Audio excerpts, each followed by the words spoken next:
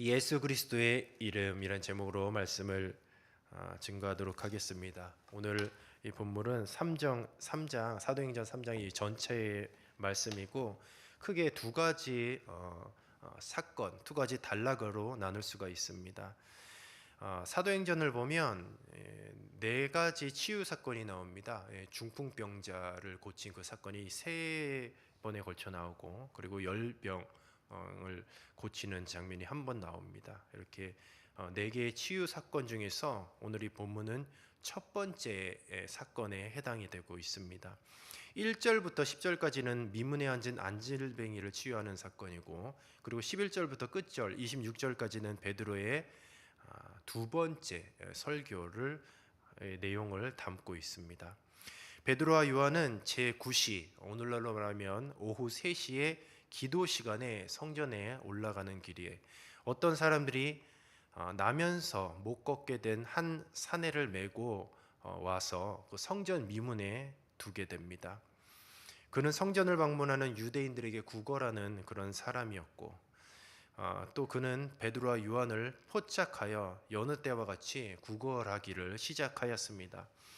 또 안질뱅이에 대한 안질뱅이에 대하여서 베드로가 딱 두 번을 선포를 합니다. 첫 번째는 우리를 보라.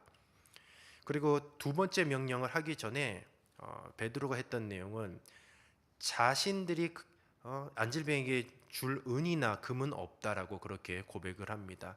그리고 나서 두 번째 명령이 나사렛 예수 그리스도의 이름으로 일어나 걸으라 라는 그런 두 번째 명령을 하고, 베드로의 손이 그 사람의 오른손을 잡아 끌었고, 바로 그때에 그 발과 발목의 근육과 힘줄이 작동하며 일어나게 됩니다. 일어날 뿐만 아니라 서서 걷고 뛰기까지 합니다. 몸이 이렇게 불편하셔서, 특별히 이제 다리가 불편하셔서 이렇게 휠체어에 오래 앉아 계신 분들을 보면 다리가 어떻습니까? 굉장히 가늘고 작아요. 왜냐하면 움직이지 않기 때문에 근육이 있을 수가 없습니다. 근육이 없고 그곳에 이제 살이 붙지를 않아요. 그렇기 때문에 거의 뼈에 살가죽만 이렇게 붙어 있는 것처럼 굉장히 가늘, 그냥 나무 막대기와 같은, 그런 나무 토막과 같은 그런 뼈들밖에 없다라는 것이죠. 그런데 놀라운 것은 바로 베드로가 나사렛 예수 그리스도의 이름으로 일어나 걸으라 하고 그 팔을 붙잡고 일으켰더니 나면서부터 안질뱅이였던 이 안질뱅이의 한번 발을 상상을 해보십시오. 크고 막 근육이 붙은 발이 아니었어요. 뼈가, 굳은 뼈가, 얇은 뼈가 그냥 간신히 붙어 있었던 바로 그 발이었던 거죠. 근데 그 발이 일어났던 거예요. 뼈가 굳고 관절이 움직이기 시작을 했던 거죠. 그리고 그거에 근육이 붙었고 움직일 수 있는 발로 변화가 되었던 것이죠. 오늘날로 말하면 이것을 우리가 뭐라고 부르죠? 기적이라고 부르죠. 기적. 이것은 어떻게 설명할 수 없는, 현대 의학으로도 설명할 수 없는 기적과 같은 일이 벌어진 것이죠. 여기서 이 누가는 베드로의 말과 행동에 반응하는 이 안질뱅이에 대해서 그 어떤 믿음도 소개하고 있지는 않아요. 그가 치유를 원했던 것도 아닙니다. 말씀을 잘 읽어보면 나를 치유해달라고 원하지도 않았어요. 그렇다고 베드로가 직접 이야기한 것처럼 베드로와 요한이 치유할 능력을 가진 자라고도 그렇게 소개하지도 않습니다. 그저 이 안질뱅이는 작은 적선을 기대할 뿐이었는데 인생을 바꾼 그런 수지 맞는 하루가 되었던 것이에요. 자, 이런 것들을 생각하면서 이 기적을 과연 어떻게 해석을 했느냐. 오늘 본문 말씀의 핵심은 이 안질뱅이가 일어난 이 기적과 같은 일을 베드로가 어떻게 해석을 했는가가 오늘 본문 말씀의 핵심입니다. 바로 그 내용이 베드로의 이 두 번째 설교, 그러니까 11절부터 26절까지의 내용에 이렇게 고스란히 담겨져 있던 것이죠. 베드로는 이 기적과 같은 일을 어떻게 해석을 했냐? 결론적으로 이야기하면 예수 그리스도로 해석을 했던 것이에요. 베드로는 그의 손을 잡았지만 나사렛 예수의 능력이 그를 일으켰다라고 그렇게 고백을 하고 있습니다. 그런데 이 치유 사건은 이게 어떻게 받아들여야 되냐? 바로 이 구약 성경과 연관을 지어서 해석을 해야 돼요. 베드로가 그렇게 했기 때문입니다. 바로 이 치유 사건은 특별히 이사야 35장 6절, 그래서 이사야 35장에 보면 새로운 시대, 새로운 나라, 그러니까 하나님의 나라에 대하여서 설명을 하고 있는 것이 이사야 35장입니다. 근데 이사야 35장 6절을 제가 한번 읽어드릴게요. 그때 저는 자는 사슴같이 뛸 것이며 말 못하는 자의 혀는 노래하리니 이는 광야에서 물이 솟겠고 사막에서 시내가 흐를 것임이니라. 메시아의 나라가 도래할 그때, 메시아의 나라는 바로 이런 때라는 거죠. 근데 바로 오늘 이 치유의 사건이 바로 이 새 시대 메시아의 나라가 도래할 때 일어날 현상이라는 것을 현상이라고 베드로는 그렇게 이야기를 하고 있는 것이요. 그렇다면 이 새로운 시대, 보통 우리가 새 하늘과 새 땅 뭐 이런 얘기도 듣잖아요. 새 시대, 성경에서는 새 시대를 새로운 시대를 이야기하고 있습니다. 어째서 새로운 시대가 필요하냐? 바로 하나님께서 이제 아담과 하와를 창조하신 이제 에덴 동산, 정말 보시기에 힘이 주었던 그 동산이 바로 인간의 죄로 인하여서 파괴가 되었던 것이죠. 그래서 하나님이 이제 다시금 새로운 시대, 새로운 하나님의 나라를 다시 이제 새롭게 하시기를 원하셨던 것입니다. 그래서 우리가 보통 이제 하나님의 나라 보통 천국을 이야기하지만 뭐 그것도 맞는 개념이기도 하지만 하나님의 나라가 다시 도래하기를 하나님 원하셨던 거죠. 그럼 언제부터 하나님의 나라가 시작입니까? 라고 한다면 예수 그리스도가 이 땅에 오실 때부터 하나님의 나라는 이미 시작이 되었던 것이에요.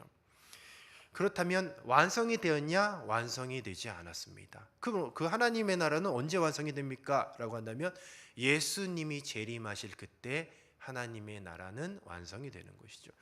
그렇다면 바로 오늘 이 치유 사건, 단순히 안질뱅이가 일어난 그런 기적과 같은 일은 그냥 기적으로 해석하는 것이 아니라 바로 하나님의 나라가 이미 도래했다는, 그 하나님의 나라에서 일어날 법한 그런 일들이 지금 일어나고 있다. 이미 하나님의 나라가 임했다라는 것을 보여주고 있는 상징적인 사건이라는 것이에요. 이런 관점에서 이 안질뱅이를 고친 이 기적과 같은 일을 이제 해석을 하고 있는 거죠. 베드로가 새 시대가 도래한 표적이라고 그렇게 이야기를 하는 거죠. 치유받은 그 사람이 베드로와 요한을 붙듭니다. 이를 본 사람들이 크게 놀라 솔로몬의 행각이라는 곳에 모이게 되어서 베드로가 첫 번째 설교를 했을 때가 오순절 성령 강림 사건이 있었던 사건이고, 바로 오늘 이 본문이 두 번째 설교할 때예요. 그러니까 못 걷는 안질뱅이를 치유한 사건, 바로 이 치유한 사건을 비롯해서 두 번째 설교를 하고 있는 것이에요. 베드로는 먼저 무리들을 향해서 이제 안정을 시켜요. 이것은 놀랄 일이 아니다라고 이야기를 합니다. 무리가 놀란 것이 바로 두 사람이 치유의 능력을 행했고 이 안질뱅이를 일으켰다라고 믿었기 때문이에요. 그런데 베드로는 즉시 사람들에게 그게 아니고 자신들의 권능과 경건으로 된 것이 아니라는 점을 분명하게 이야기하고 있어요. 그리고서 베드로가 곧바로 하는 얘기가 뭐냐? 바로 예수를 통해서 행하신 일이다라고 그렇게 소개하고 있는 것입니다. 그러면서 하는 얘기가 이 청중들이 지금 누구냐? 유대인들이에요. 그러니까 유대인들에게 굉장히 친숙한 호칭으로 하나님을 이야기를 합니다. 하나님이 어떤 하나님이냐? 말씀해 보니까 아브라함과 이삭과 야곱의 하나님. 유대인들은 자신들의 항상 하나님을 부를 때 그냥 하나님이라고 부르지 않고 아브라함과 이삭과 야곱의 하나님으로 불렀어요. 이제 놀란 청중들을 향해서, 유대인 청중들을 향해서 베드로는 아브라함과 이삭과 야곱의 하나님을 먼저 이야기를 해요. 근데 이 호칭이 어떤 의미가 있느냐? 바로 살아계신 하나님이란 의미가 있어요. 왜냐하면 이스라엘 백성이 아브라함, 이삭, 야곱은 자신들의 조상이에요. 아브라함이 죽어도 늘 이삭과 함께 있었어요. 하나님은. 이삭이 죽어도 야곱과 함께 있었던 거죠. 그런데 지금 아브라함이 죽고 이삭이 죽고 야곱도 죽어도 여전히 바로 아브라함의 하나님, 이삭의 하나님, 야곱의 하나님, 그 변치 않는 하나님께서 바로 하나님의 백성 이스라엘과 함께 계시다는 의미를 갖고 있는 거죠.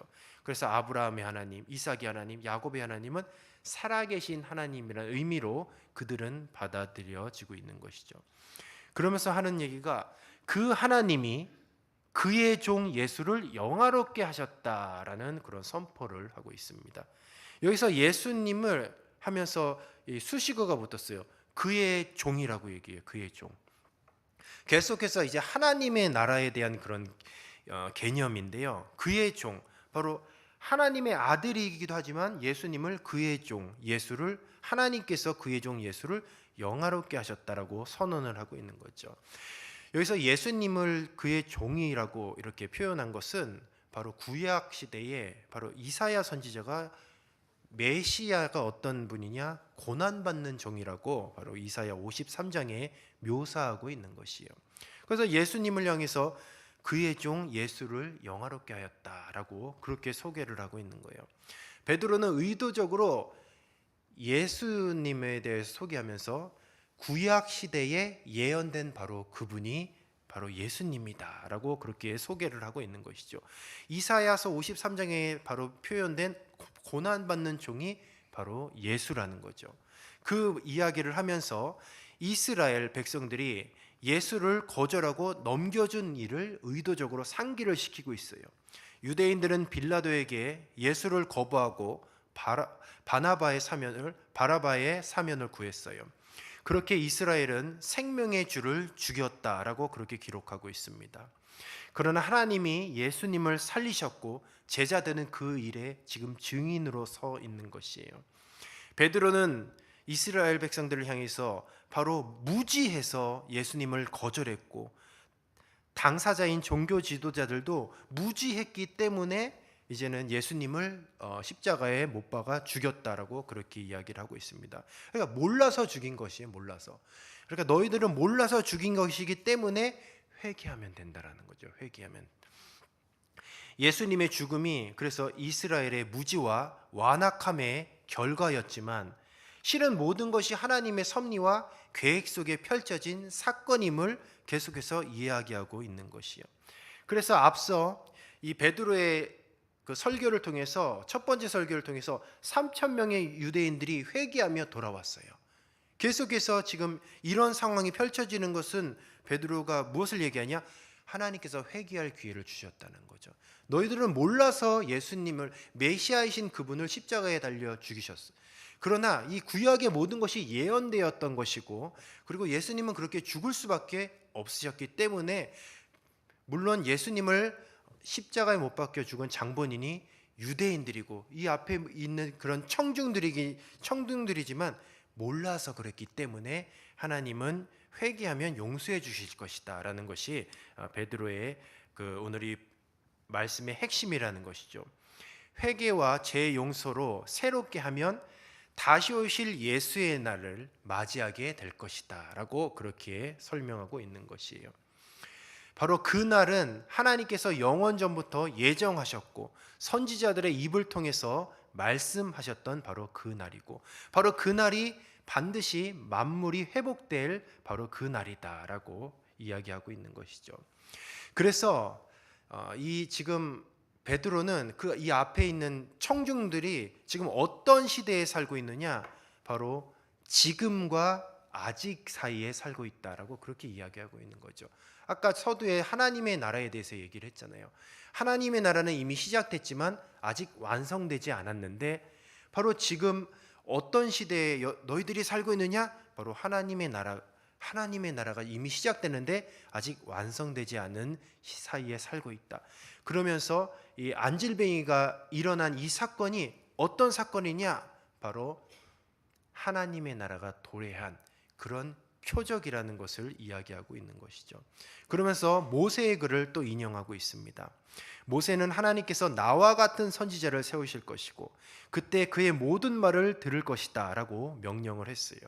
그리고 그 선지자의 말을 듣기를 거부한다면 멸망의 심판을 면치 못할 것이다 라고 선언하고 있습니다. 베드로는 그 선지자를 예수로 해석하고 있는 것이에요. 베드로는 이스라엘이 선지자들의 자손이고 또 궁극적으로 아브라함의 언약의 자손임을 상기시키고 있어요. 여기서 이 언약의 핵심이 무엇이냐면 땅의 모든 족속이 아브라함의 씨로 말미암아 복을 받는다는 것을 이야기하고 있습니다. 근데 그 씨가 예수 그리스도라는 것이요. 그런데 하나님께서 그 씨를 먼저 이스라엘에게 보내셔서 돌이킬 기회, 즉 회개할 기회를 지금 베풀고 계신 것이죠. 그러니까 이 모든 것들이 은혜가 아닐 수가 없다라는 것이에요. 지금 계속해서 하나님께서 예정하고 예언하신 이 예수 사건이 일어났고 그리고 성령이 오심과 함께 시작된 새 시대, 새 질서가 지금 너희들 앞에 펼쳐졌다라고 이야기하는 거예요. 그렇다면 이 하나님 나라가 이미 시작됐고 아직 실현되지 않은 이 상황 가운데에 어떻게 살아야 되는가라는 그 질문을 하고 있는 것이죠. 결국은 예수님의 말씀에 순종하며 사는 것이 바로 아직 이루어지지 않은 하나님의 나라, 이미 그러니까 하나님의 나라는 시작됐지만 아직 이루어지지 않은 이미와 아직, 그러니까 아직과 이미 사이에 살고 있는 그런 성도들에게 하는 질문이라는 것이죠. 어떻게 살아야 되는가? 바로 예수님의 말씀에 순종하며 사는 것이죠. 그래서 그 순종하는 길이 바로 이 당시 유대인들은 회개하는 것이었어요. 회개하는 것. 오늘날 우리가 인생을 살다 보면 놀라운 일들을 우리가 마주하게 될 것이요. 세상 사람들은 그것을 기적이라고 부릅니다. 그러나 하나님의 나라가 이미 도래했고 아직 완성되지 않은 이 중간 어디쯤에 살고 있는 저와 여러분은 그런 놀라운 기적과 같은 일들을 볼 때에 그냥 야 이거는 기적이야 라고 해석하면 안 되는 것이, 우리는 어떻게 해석을 해야 되냐? 우리도 하나님의 지금 나라가 이루어가는 현장에 살고 있구나를 생각하면서 오히려 그런 기적과 같은 일을 통하여서 우리는 하나님의 나라가 완성될 바로 그날을 소망하며 살아야 할 줄로 믿습니다.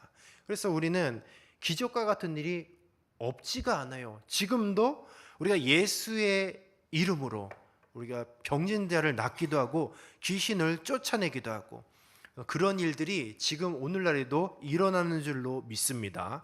마가복음 16장 17절 18절 말씀을 보면 믿는 자들에게는 이런 표적이 따르니니 곧 그들이 내 이름으로 귀신을 쫓아내며 새 방언을 말하며 뱀을 집어올리며 무슨 독을 마실지라도 해를 받지 아니하며 병든 사람에게 손을 얹은즉 나으리라 하시더라라고 그렇게 분명하게 기록되고 있다라는 것이죠. 사랑하는 성도 여러분, 기적은 있습니다. 아멘이십니까?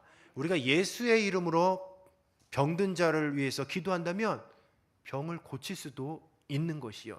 그러나 우리가 만약에 예수의 이름으로 병을 고쳤는데 낫어, 그러면 바로 그 즉시 교만해진다거나 아니면 교회를 하나 이렇게 이렇게 세운다거나 그럴 것이 아니라 그리스도인이라고 한다면 오히려 그런 기적을 기적으로 볼 것이 아니라 우리는 표적으로 봐야 돼요. 표적이 뭐냐? 사인이죠. 천국이 오고 있다라는 사인으로 봐야 된다는 거죠. 그래서 우리가 기적을 대할 우리의 자세는 무엇이냐? 하나님의 나라가 이제 곧 완성되는구나. 재림의 주님이 오실 그날이 곧 다가오는구나. 하나님의 나라를 사모하고 하나님의 나라를 소망하며 주님 오실 날을 우리가 대비해야 할 줄로 믿습니다. 말씀을 정리하도록 하겠습니다. 삶 가운데 기적을 체험했다면 단순히 신기한 일로 끝날 것이 아니에요. 주님 오실 그날을 기대하며 오늘도 하나님 나라를 완성해 가고 있는 현장에 있다는 것을 기억하시기 바랍니다. 우리가 앞으로 가야 될 새하늘과 새 땅, 저 천국 하늘나라는 바로 어떤 나라입니까? 바로 기적과 같은 나라예요. 기적과 같은 나라. 뱀을 집어올리고 무슨 독을 마실지라도 해를 받지 않는 바로 그런 나라가 앞으로 우리가 살아갈 나라라는 것이죠. 우리는 우리가 처한 모든 상황, 어려운 상황도 마찬가지고 기적과 같은 그런 상황도 우리가 예수의 이름으로 해석해야 할 줄로 믿습니다. 베드로가 그렇게 해석을 했어요. 안질뱅이가 일어난 그 사건을 통해서 하나님 나라가 지금 도래하고 있고 지금 하나님 나라에서 살고 있다는 것을 지금 나타내고 있다는 것이죠. 그 가운데에서 우리는 어떻게 살아야 되냐? 마찬가지죠. 예수님의 이름을 의지하며 예수님의 말씀에 순종하는 삶, 그리고 저 천국을 소망하며 고대하는 삶을 사는 것이 마땅한 그리스도인으로서 마땅한 삶의 자세인 줄로 믿습니다.